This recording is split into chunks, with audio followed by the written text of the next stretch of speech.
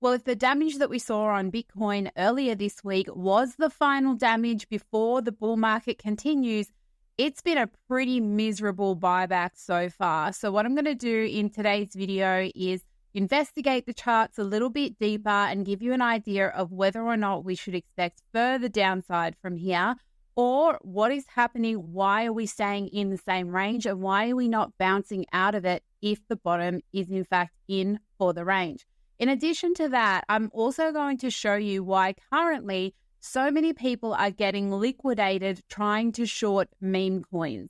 So I don't normally cover meme coins on this channel, but I'm going to look into it because there have been a pretty high level of liquidations going on in the last couple of days, and the culprit is shorting meme coins. So we're going to deep dive into the Bitcoin price and have a special focus on meme coins in today's show. If you're new here, welcome. If you are returning, welcome back. Be sure to smash that like button and let's get into this technical analysis. All right, I'm going to start on the daily time frame for Bitcoin, and I'm just going to focus on this accumulation area because what I really want to hone in on is what price has been doing ever since we had our massive, well, it wasn't massive, but we had the final kind of sell-off on Monday. Now let's talk about the pros and the cons of that. The pro is that price didn't break the 200 EMA. The con is that we haven't bounced out since. So usually when a bottom is put in, price will shift out fast. And the point of it shifting out fast is to trap traders who shorted way too late. And that builds up leverage above price. And that leverage creates liquidation levels. And the liquidation levels is what helps the market makers make their money. You can see here, for example, when we had this bottom in May earlier this year, we only held in this range for a day, and then we did move out into the upside. Also, if we go back in time, all the way back to March 2023, you can see here we had the W formation that ended up being the bear market bottom at around 16K. We had this first move to the upside, which everybody thought was a fake rally because people still had their targets set at $12,000 for Bitcoin. And so on this retracement, with people still having a bearish mindset, there were a lot of people who shorted thinking, this is it. This is where I'm going to get my 12K. We hung around there for only 2 days, and then look how fast we shot out and upwards. That's what happens when a bottom is in. So when I have a look now at the current price action, is it that we're going to shoot out today? Maybe, I don't know. But so far, we've only been holding in this area for 2 days. And if the trapped traders are going to remain trapped and the bottom is in, we have to make a move out fast soon. And the only thing that's kind of left to do it is some sort of potential good news. So if we have a look at what news is coming up today, we do have core PCE coming up. Actually, sorry, that's tomorrow. So if core PCE, that's probably the major one this week that might cause a bounce. And look, that's going to be a lower time frame bounce. Whether that means the bottom is in and we're bullish again, we don't know until market structure actually changes. But that could provide some sort of lower time frame temporary bounce. And today we have final GDP, unemployment claims, and then pending home sales. So these are still news events to keep an eye out if you're trading lower timeframes. We do want to look to see if there are any pivots around there. But if we don't get it around these news events, then we definitely want to be keeping an eye out for core PCE. The danger that we have is that if price does not bounce out soon and it starts to head back down to this wick here, then what that means is that the late shorters, the trapped traders currently, are going to be released of their shorts, and that liquidity gets returned. And then that means that the market maker has to go for liquidity down even lower to trap more people. So I wouldn't be so sure that the bottom is in for the range. Do I think it's a good DCA area? Yeah. For a long-term investor, I do think it's a good area. It may come down again, down into this zone next between about, say, 52 to 57.5, but you would just DCA there again. Worst case scenario, we may come back to the 800 EMA. And the reason that I say that, I'm not saying that I think it's going to happen, but I always have to have a plan in case, because at the end of the day, no one knows. We're just making an educated guess based on past price action. But the reason I say 800 is possible but not probable right now is because if we're following the model that we trade on this channel, we have the M formation. All of this is drop level 1. If we get a drop level 2, that could look something like this, and I'll explain this area in a second. And that drop level 2 could potentially take out this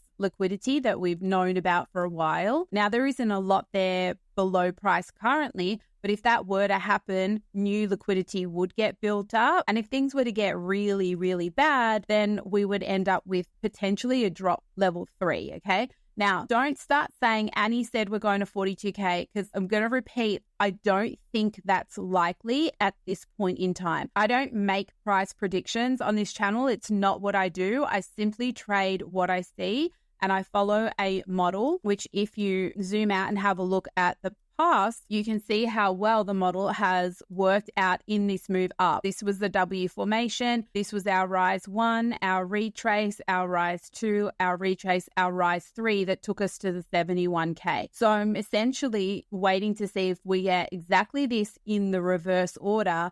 And that's why I say worst case, if we were to get all of that, then the 800 EMA may be something that potentially happens. However, the caveat I'm going to put on that is when you are in a macro cycle, whether it's bullish or bearish, and I do believe we are still in a macro bull market, okay, with just a correction going on right now, with the need to wipe out some leverage before we can make any move to the upside. That's why I'm not too worried. And I expect that this might go on for the next month or two, where we range, we have a little bit of a fake rally, and then we come down and we might mark a lower level, and then we range. And, you know, it could be a bit painful for the next couple of months. I don't know. However, I will be looking at the macro levels one by one. And because I say I still believe we're in a macro bull market, there is a chance that we only get 2 drops here. And the reason we get that is because it's a macro cycle reset where the price just corrects back to a key major level, which would be this kind of whole area around here, because this is where price came into once, it broke it the second time, it broke above it, it retested and held it. And so this would be a macro key level around here. And then combining that with the high level of liquidations that we know are sitting there, it's possible that there is still, you know, maybe a false rally to the upside, come back down, take this out. Now we've got the full leverage flush out, providing more high leverage doesn't build, and we're free to move. So I'm personally looking for a 2-level drop on the daily time frame, and that's where I'll reassess to see if I believe the final damage is done. And it's also part of why I personally, and I know I'm going against the grain here because I'm seeing all over the internet that was the dip, that was the buy moment. And look, I bought, like, full transparency, I bought it, but I have a DCA plan over time if the next few months are actually going to be bearish months. So I'm okay to do that. And that's the chance you have to take. You know, you will never know if the bottom is in. You will never know if the top is in. And you shouldn't, for the purpose of spot buying and investing for long term, you shouldn't be trying to pick the tops and bottoms. You should just be picking what you think are good areas to buy in case it doesn't go lower, and picking good areas to sell out in case it doesn't go higher. So this would be one. And yeah, like I said, if it comes down into this liquidation zone eventually, that would be a second area that I would buy as well for the long term, which I'm always accumulating Bitcoin when it creates lows anyway. Now, let's talk about this zone right here, because this was new liquidity that got built up. So if we go back to an old chart that I've been talking about on this channel, this was prior to the drop, okay? And we were talking about the 50% area of this vector candle. We knew about this whole liquidity zone that was waiting below price, kind of came back to this area, and we were waiting to see how much of that liquidity the market maker took out. And when we go now to the current, we can see that there was around about where that liquidity was, which was where the candle went to, but it actually spiked a bit lower, which is unusual. And it spiked lower, but didn't spike into this. And that's just another reason why I think they might be holding price still right now to accumulate contracts or to test retail sentiment before making the next move. Because if retail is bullish, then they may make this move up to liquidate this, to make you believe that, yep, that was the bounce, we're done now, and then come down for this. If retail is bearish, we might get spikes down or something like that. I'm not really sure actually the bearish case, but we might get some spikes down to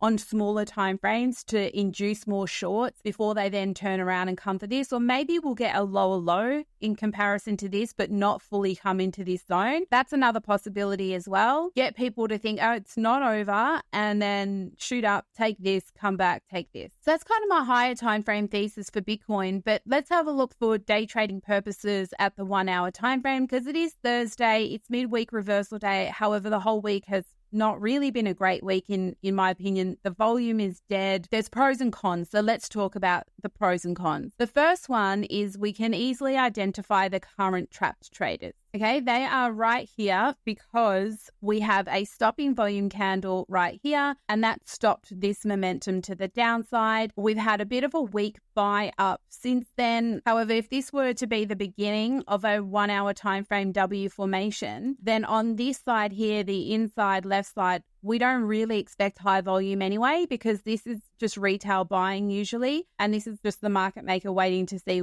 how retail feels basically. But we would expect them to show up here, get our second peak as a higher low, and then price would move out to the upside. The danger with that is that this drop through here broke the low of the week. Now, when price breaks the low of the week then acts as a resistance. Okay, so low of the week acts as support until it's broken. Then if price returns to the low of the week, it should act as resistance, meaning even if we got a move to the upside and we were lucky enough to get somewhere around the low of the week, that doesn't mean that bottom is in, right? We would have to break above the low of the week for us to believe that the bottom was actually in. So yeah, if you are a dip buyer, right now you've taken a chance, which is what you have to do, if you want the best opportunities. But you also have to have an invalidation area where you would get out. And so I think if there is any move to the upside, which I'm honestly not confident about that right now. There's really very, very low volume. This is not something I bother with trading personally. There's just nothing here to make me want to commit to opening a new trade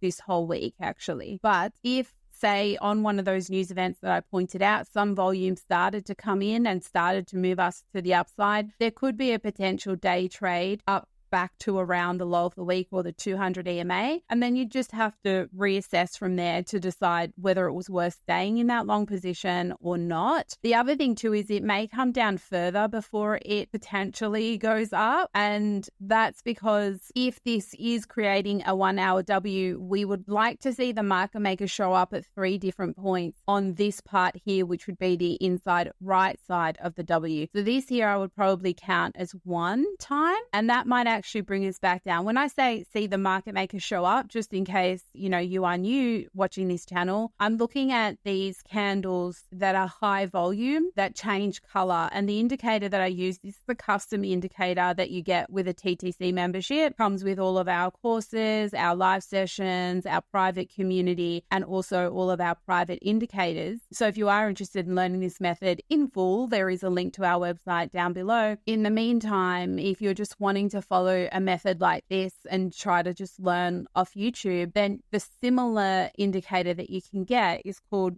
PVSRA. This one here, PVSRA volume. So this is a free indicator open to anyone on TradingView. So it's not the same, but it will do the job if you're wanting to follow along with this type of thing. And that will add the volume bar down here. And then you want to also override the candlestick colors, and you're looking not just for the candle colors to change, but you're looking for them to spike in volume as well. So I see this as one cluster and this here. So I would say so far the market maker on this side has turned up only one time. And that's why I would hope, I might end up being wrong, but I would like to see this come down a little bit more, but not too much into this trap trader zone. And if it can do that prior to a news event, and then the news event turns out to be positive for price, that might be where we get our little move to the upside. But then again, would be cautious if price happens to come back to around the low of the week. You'd have to see if that's the best we're going to get. Now, when we have a look at HighBlock, that this new dashboard that they have really makes you feel totally profesh. But anyway, I want to have a look at the liquidation levels here, and we can see that there is some liquidity to the downside if this here is the first peak of that potential W.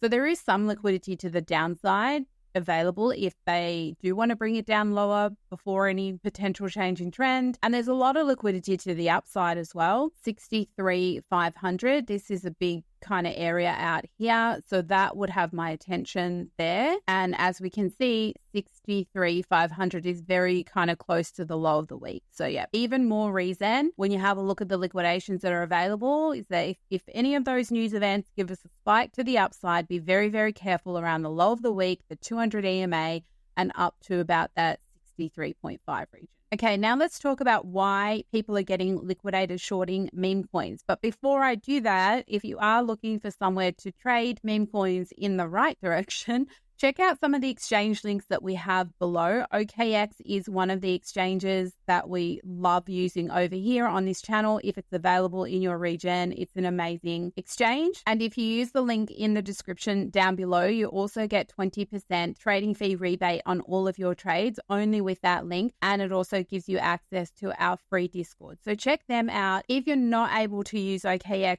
in your region, we do have other options as well down below. Bitunix is one of them. Also very easy exchange to trade on. As a day trader, I'm able to execute my trades really, really fast. And with Bitunix, again, the link down below, you will get 25% trading fee rebate on all of your trades. And Bitunix is no KYC and also no VPN required in order to join them. So you should be able to get access to this one worldwide. All right, so let's talk about these liquidations. If we have a look over here on the liquidation heat map, we can see that we have longs currently getting liquidated on Bitcoin. That makes sense because when you have a look at the Bitcoin price, we're coming down to hopefully create that inside W. We've got liquidations on PEPEUSDT, more shorts than longs. Liquidations on RAT, more shorts than longs. And on the 1 hour, we can see a few more here that are also in the red. J.A.S.M.I, Sats, WIF. So let's take a look at some of these meme coins and see why this might be happening. So when we have a look at the price action for WIF, we can see down here that we have the low of the week that was created last week. This week, we spiked below it with a very, very strong vector candle there. Very big wick to the downside. This would have been a final damage move here just to finish off the last few people who were mega bearish. And since then, we've moved out to the upside. We've been consolidating through the last day or so, but price is above the 50 EMA. So whilst price is above the 50 EMA, you would actually remain bullish on WIF. The only way that you would turn bearish on it at this point in time is if it broke back down below the low of the day, which is at 1.9066, because this is where the last trap traders were in the consolidation. Look at this. It's a repeat, right? They did the final damage here. They came up. They consolidated. They needed more commitment. They did a final damage stop hunt. And now it's probably likely that we're actually going to move to the upside on it unless they release these trap traders. I don't see it's likely, but you always have to say unless, right? Just to know what would invalidate a trade. But when you count it as a level, this is all one. This is a retracement or a consolidation in between a rise. And it's probably likely that we will go up for the next rise soon. So shorting WIF right now does not make sense. People may draw this as a resistance level, but usually when you have a move up into it, a touch to it, a retracement, that retracement is just to build the energy